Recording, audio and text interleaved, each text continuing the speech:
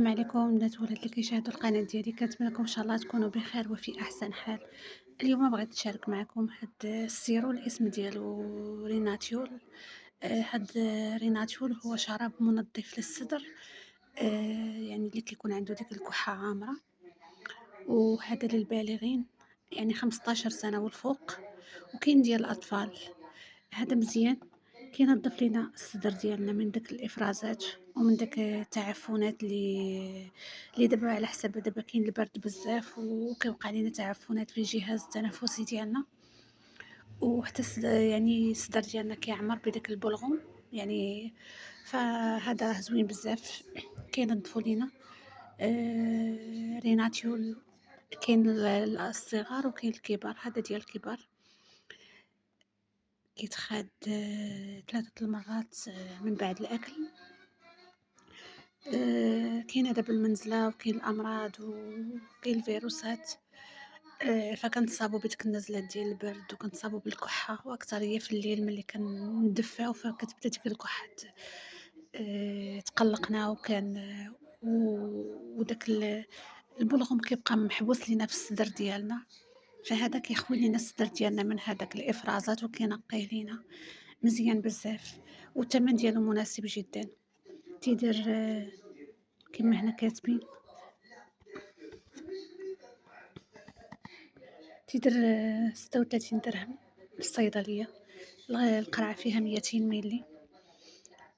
مزيان بزاف، كما قلت لكم تيتعطى فوق يعني من 15 سنة الفوق. هاد الأزرق خاص بالكبار والمراهقين، وهداك اللي في الغوز راه خاص بالأطفال، اللي كيكونوا الأطفال الصغار، فلذلك ما نخلطوش بيناتهم. هذا تيتعطى للكبار 15 سنة الفوق. كما قلت لكم 3 المرات من بعد الأكل ناخدو، باش تنظف لينا داك الصدر ديالنا من دوك الإفرازات ويتنقى لينا، وديك الكحة حتى هي تمشي، لأن هي الكحة راها كتجي من التعفنات ديال الجهاز التنفسي، من البرد. دابا البرد كاين بزاف هاد الأيام، فلذلك فخاصنا نحتاطوا من البرد.